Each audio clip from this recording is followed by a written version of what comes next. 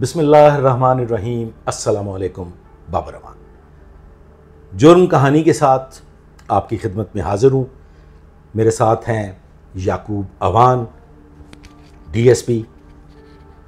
अस्सलामुअलैकुम याकूब। वालेकुम अस्सलाम वरहमतुल्लाहि वबरकातुहू। बाबर भाई, याकूब भाई, उन्वान की निस्बत आप जानते हैं, तो अपने तजर्बात से जुर्म के हवाले से कोई ऐसा अछूता वाक़या अवामुन्नास तक पहुँचाइए जिससे वो बेहतरीन सबक भी हासिल करें और जो हमारे बुज़ुर्ग हैं, जो हमारे दोस्त हैं, वो अपनी औलाद को राह रास्त पे भी ला सकें और औलाद सुन के भी इबरत हासिल करें। बिस्मिल्लाहिर्रहमानिर्रहीम। बाबर भाई, मैं आपको आज एक कहानी तो नहीं, हकीकत है। इसमें रिश्तों की, खून की बेइतनाई और लालच, दो चीज़ें हैं जो इसका रिज़ल्ट है, या जो इख्तिताम है इसका। 96 की बात है। मैं SHO वहदत कॉलोनी था। वहदत कॉलोनी आपको पता है कि वहाँ पे तकरीबन तमाम सरकारी मुलाजमान की रिहाइश गाहें हैं। तो एक दिन सुबह मेरी पेशी थी सेशन कोर्ट में। एडिशनल सेशन जज थे चौधरी गुलाम हुसैन साहब, बड़े मशहूर आदमी थे। उनके कोर्ट में था जी, मेरी उनसे मुलाकात भी है चौधरी साहब। हाँ, बहुत अच्छे आदमी थे और बड़े कम्पिटेंट आदमी थे। वो 100 बच्चों वाला कत्ल वाला केस भी सारा उन्होंने किया था। उनकी कोर्ट में मेरी कोई पेशी थी, तो उन दिनों मोबाइल फ़ोन इतना आम नहीं था। तो मेरा खुर्शीद मोहरा था, मुझे नाम भी याद है। खुर्शीद का वायरलेस मैसेज पे ऑपरेटर ये वैसे आपकी यादाश्त की दाद देनी पड़ेगी कि अपने मुहर्रान के नाम याद रखना बड़ी तो बात। खुर्शीद ने ऑपरेटर को मैसेज दिया। मोबाइल फ़ोन तो चूँकि था नहीं कि कोई ज़रूरी बात है, इशू है। ये कौन से ईयर की बात है? ये 96 की बात है शायद, 1996। ठीक। तो बात कर लें फौरी तौर पे। तो मैं सीढ़ियाँ, ऊपर उनकी कोर्ट थी, सीढ़ियाँ उतर के नीचे गया, कॉल सेंटर से फ़ोन किया। तो उसने कहा, सर अल किरण एक बहुत बड़ा घर था, अब तो वहाँ पेट्रोल पंप बन गया। ये मुस्लिम टाउन मोड़ से आबादत रोड पे जाएं तो बहुत बड़ा घर था एक, अब वहाँ पे पेट्रोल पंप है, वो बेच दिया उन्होंने। तो वहाँ से किसी बंदे ने इतला दी है कि 2-3 दिन से गेट बंद है और स्मेल आ रही है अंदर से, घर से स्मेल आ रही है इर्द गिर्द। तो उन लोगों ने, जो मकामी दुकानदार थे, उनकी फैमिली से भी कोई थे कैंट में रहते थे, उनसे रब्ता किया। वो भी आ गए हैं, लेकिन अंदर कोई नहीं जा रहा और क्योंकि हालात कुछ मशकूक हैं।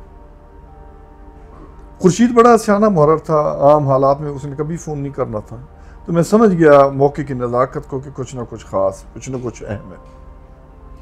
जज साहब से मैंने इजाज़त ली, बड़े अच्छे आदमी थे। मैंने कहा, जी इस तरह का कोई वकूआ हो गया तो मुझे इजाज़त दे दे। उन्होंने कहा, आप चले जाए।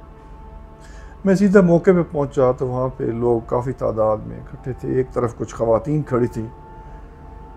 तो मुझे उन्होंने बताया कि जी उनके रिलेटिव हैं। पूछा तो उन्होंने कहा, जी अमूमन रात फ़ोन भी कोई नहीं उठा रहा और घर भी बंद है। खैर, मैंने अपने कद का फ़ायदा उठाया तो गेट फलांग के सबसे पहले मैं खुद गया, अंदर जाके दरवाज़ा खोला। तो मैंने अपने जो फोर्स थी, हस्ब ज़रूरत को 2-3 बंदे, एक थानेदार था, महबूब नाम था, उसको साथ लिया। सियाना था, पुराना बंदा था।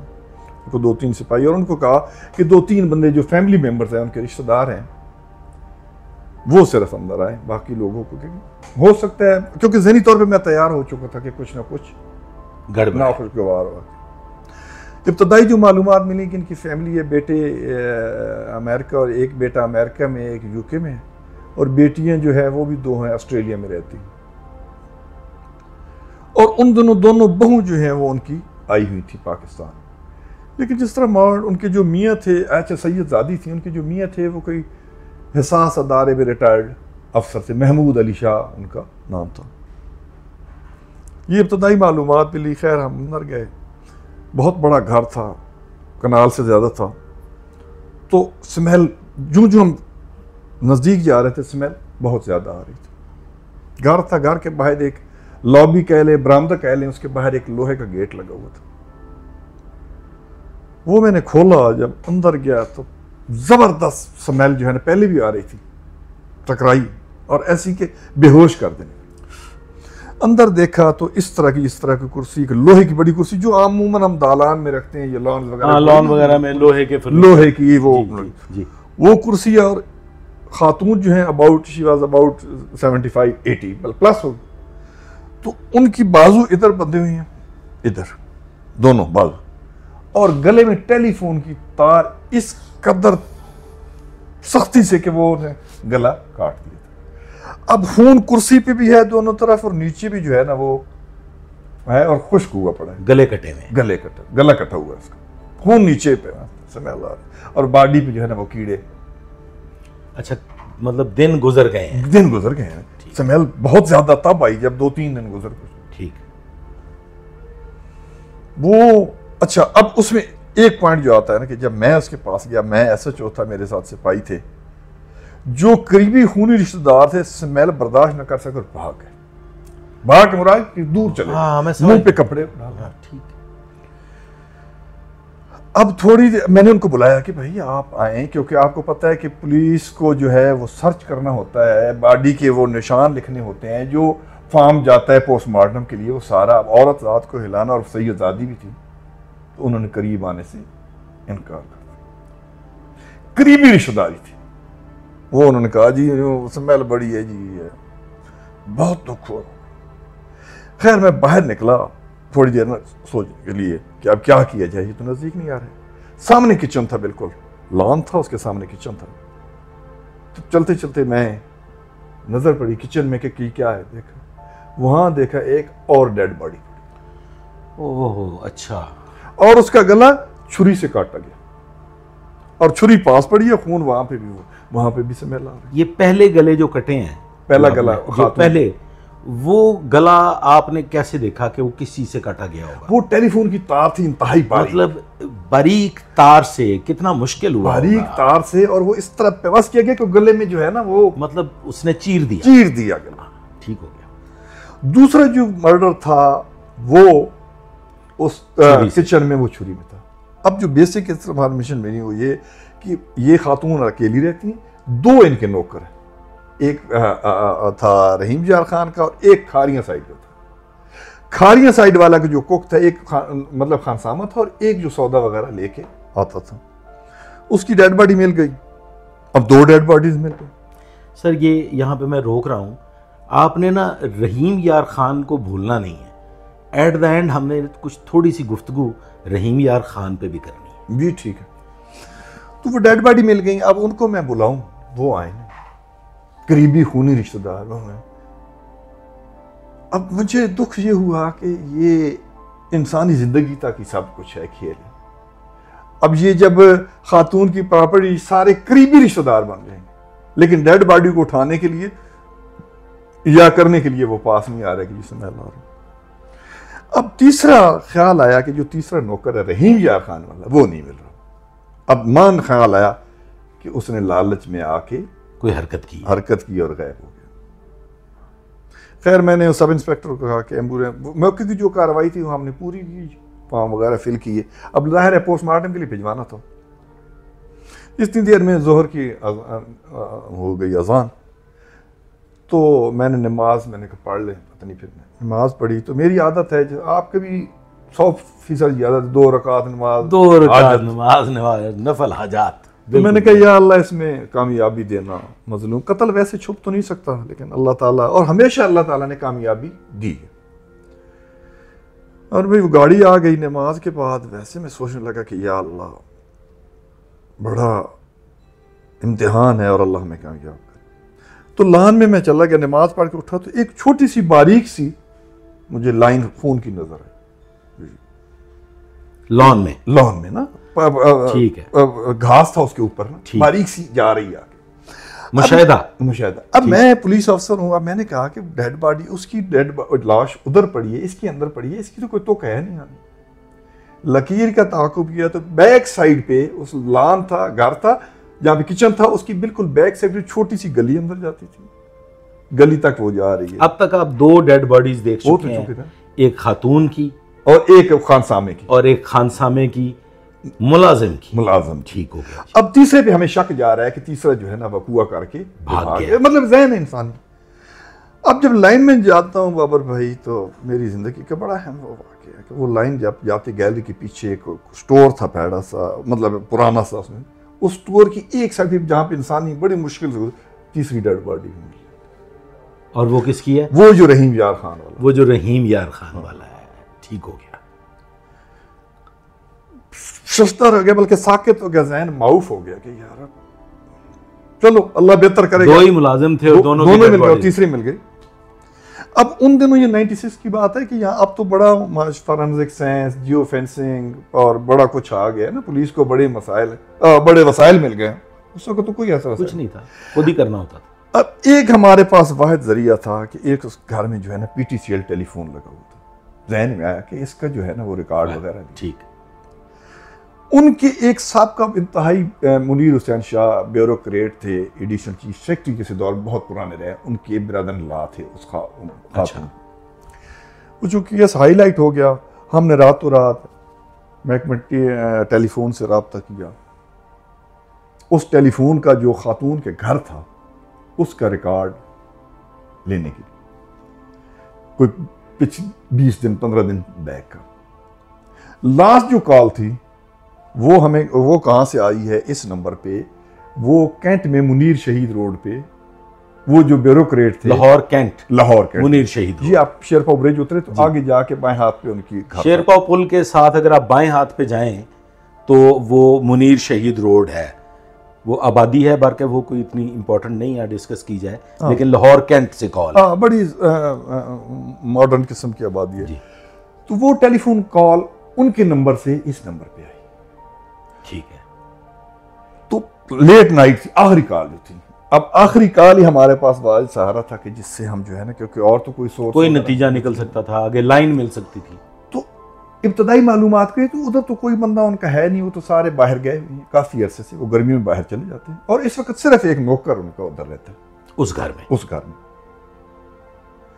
बाबर भाई, अल्लाह की तरफ से कुछ ना कुछ ऐसी होती है, फिर कत्ल नाहक जो होता है। मुनीर शहीद रोड के जो रिहायशी हैं वो गर्मियों में बैरून मुल्क चले जाते हैं, ऑस्ट्रेलिया, और वहाँ पे सिर्फ मुलाजिम रहता है।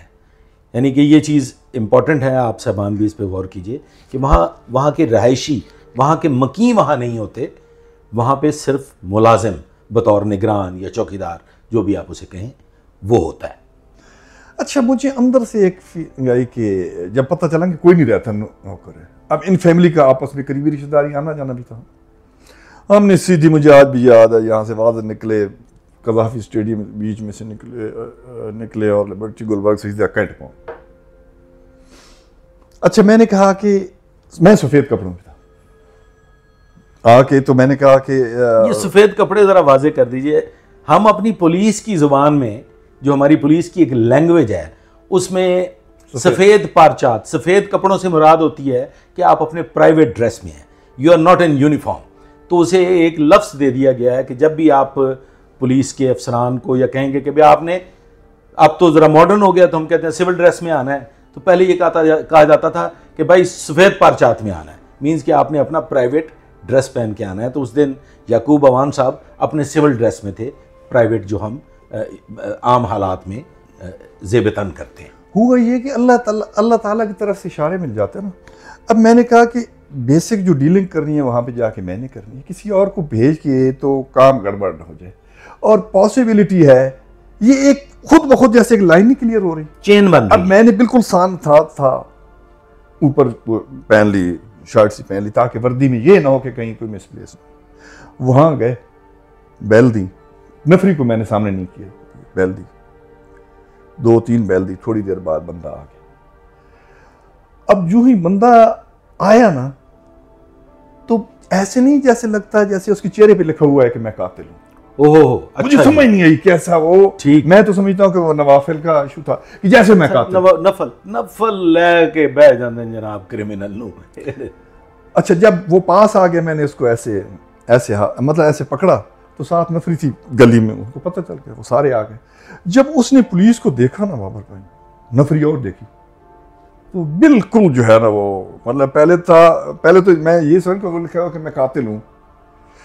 अब जब नफरी को उसने देखा तो उसके चेहरे पे ऐसा मुझे लिखा जैसे मैं 1000% मैं ही हूं और आओ मुझे पकड़ लो। ले गाड़ी में बिठाया, कोठी बंद की, इनकी फैमिली को हमने एतमाद मिली वो था। अब उसको गाड़ी में बिठाया अगली सीट में, मैंने कहा भाई सारी गल मैंने पता लग गई है, तो जलील ना हो, सच बोलेंगे तो तेरे अंदर कतई कोई मिन्नत नहीं करनी पड़ी। फोर्ट्रेस वापसी उस रास्ते पे फोर्ट्रेस स्टेडियम के सॉरी कज़ाफ़ी स्टेडियम, ठीक, ये जी जी, गद्दाफी स्टेडियम लाहौर। गेट से बाहर, मुझे याद है गेट से बाहर तक उसने बता दिया कि जी फलां फलां 2 बंदे और बताए कि मेरे साथ हैं और हमने ये वारदात की है और पैसों के लिए की है। अब बजाय इसके कि हम टाइम जाया करते हैं, भाई किधर है बंदा, दूसरा किधर है, उसने कहा जी एक बंदा शाहकोट के साथ एक गांव था। शाहकोट जिला शेखुपुरा में एक इलाका है, शायद फैसलाबाद में शाहकोट, शाह तहसील है मेरे ख्याल। अच्छा, तहसील है। शेखुपुरा और फैसलाबाद की हदूद है जी। उसको बिठाया, उसको रिश्तेदार थे, क्रिश्चियन कम्युनिटी के थे। सीधा हमने दौड़ गाड़ी पे बैठे थे।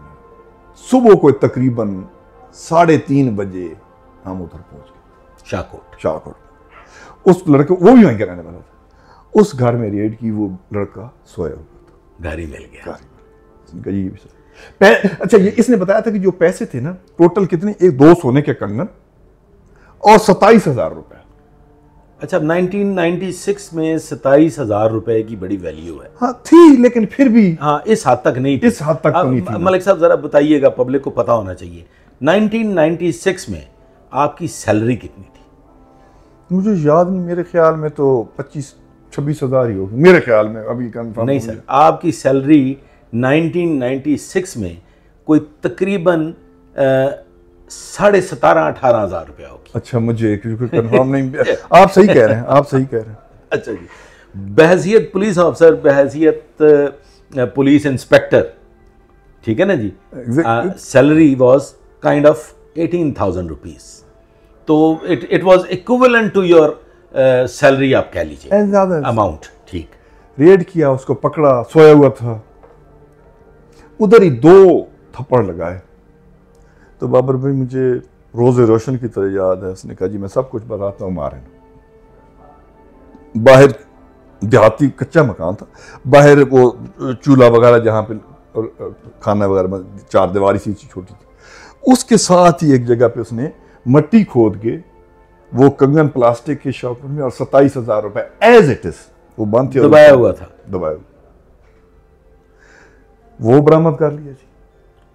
वो करके अब तीसरा किधर है? तीसरा बताया कि जी वो कोई सब्जी का काम करता है और लियाकताबाद, जिनको धल्ले फ्लैट कहते हैं, Lahore Dhalle flat, Liaquatabad, Q block, R block, Model Town extension exactly के बिल्कुल साथ ये इत्तफाक हॉस्पिटल की बाउंड्री के साथ ये एरिया बनता है, लियाकताबाद फ्लैट्स, धल्ले फ्लैट्स। वहां पे वो रहता है जी, और सब्जी सुबह सुबह सब्जी मंडी जाता है, और वहां से दौड़े, दोनों पकड़ लिया, माल मुकदमा बरामद कर लिया। खुदा का फिर कहते हैं ना नवाफिल के कमाल देखे कि दुआ मांग रहे, कभी नाकामी नहीं हुई सर।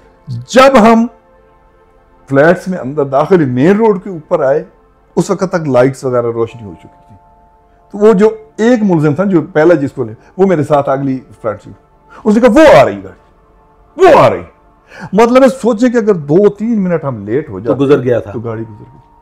उसके आगे गाड़ी खड़ी कर दी, तीसरे भी पकड़ ली, तीनों मुल्ज़मान अरेस्टेड। जब पूछा तो उसने कहा कि जी रात को, चूंकि वो एक जो लड़का था ना जो वहां से पकड़ के लाए थे, वो इन खातून के घर में पहले कुछ अर्सा मुलाजमत करता रहा, लेकिन हरकत की वजह से इन्होंने निकाल दिया था। तो रात को ये आया, तो वो रहमदिल खातून थी, कहता है जी मैं उधर आया हूं, तो अभी मैं जो है ना खाना खाना है, मेरे पास पैसे नहीं। रात को उसने कहा कि काफी सारा माल मिल जाएगा। अब उन्होंने उस औरत को भी इस भयानक तरीके से कत्ल कर दिया।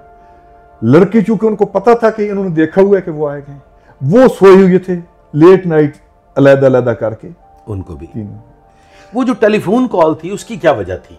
वो जो लास्ट कॉल आई, टेलीफोन जो कॉल थी ना, जो असल मरकजी बंदा था, इनको जब ये पहुंचे ना, तो उसने कंफर्म किया कि इधर जो है ना उससे कि जी वो लड़के जो हैं वो आने, क्योंकि वो उनका पुराना मुलाजम था, बड़ा बाएतमाद मुलाजम। उसने फोन करके इनसे पूछा कि वो लड़के ने आना था तो वो आपने कहा था कि आपको मुलाजम चाहिए, उन्होंने कहा मुझे तो कोई मुलाजम नहीं चाहिए। उसने कॉल की सिर्फ ये कंफर्म करने के लिए कि वो लड़के वहां पे पहुंच चुके हैं या नहीं पहुंच चुके। अब जब वो कॉल हुई तो कॉल, चूंकि मोबाइल तो था नहीं उस डाटे से, उससे करते कराते फिर अल्लाह किसी का ना हक जो है ना, वो मर्डर वगैरह या कत्ल तो वो छुपता तो है हाँ, खून ना हक नहीं छुपा करता। फिर बाबर भाई माल मुकदमा तीनों बरामद भी हो गए। बहुत बढ़िया अहमद रजा ताहिर साहब थे हमारे, प्रेस कॉन्फ्रेंस में मंजूर सरवर साहब थे, एसपी थे, वो अपना प्रेस कॉन्फ्रेंस हुई। अखबार वालों जिस तरह हमारे मीडिया वाले 2 सवाल करते, नहीं वो तो आपने पिस्टल से मारा था, उन्होंने कहा कि नहीं इस तरह तो नहीं मारा था, हमने तो इस तरह मारा था, ताकि क्रॉस क्वेश्चन करते थे ना कि पता नहीं पुलिस ने जो है ना वो कंकॉक्टेड, मतलब ऐसे प्लांटेड ना हो सारा। तो वो एक अब तो इंस्पेक्टर है मेरे साथ अकमल, हाँ मैं मूछों वाला अकमल, जी मैं, वो मेरे पास उस वक्त ASI था। तो फिर को 3-4 तफ्तीश के सिलसिले में भेखे वाला बोर्ड जा रहे थे, तो उन्होंने आगे से उनके दोस्त आ गए छुड़ाने के लिए, तो वो तीनों ही फिर ये दोस्त बड़े जालिम उन्होंने हमारे साथ मुकाबला किया और वो तीनों जो थे वो राही मुल्क के अदम हो गए, राही मुल्क के अदम हो गए। और ये जो दोस्त है ना जी, ये बड़े जालिम होते हैं, और फिर क्रिमिनल्स के दोस्त तो हद दर्जा जालिम होते हैं। ये अपने साथी को जिंदा नहीं छोड़ते, वो हमें छुड़ाने की कोशिश की, वो कोशिश करते हैं कि या तो इनको छुड़ा के ले जाएं या फिर इनको मर जाना चाहिए, वरना ये हमारे राज अफशा कर देंगे। ये करीम मार्केट के बिल्कुल सामने एक छोटा सा अंदर मुड़ती है मुस्तफा टाउन की सड़क, वहाँ एक छोटा सा मकान सा था, अब तो पता नहीं है कि नहीं, पुरानी से खंडर सा था, वहाँ वो छुपे हुए थे।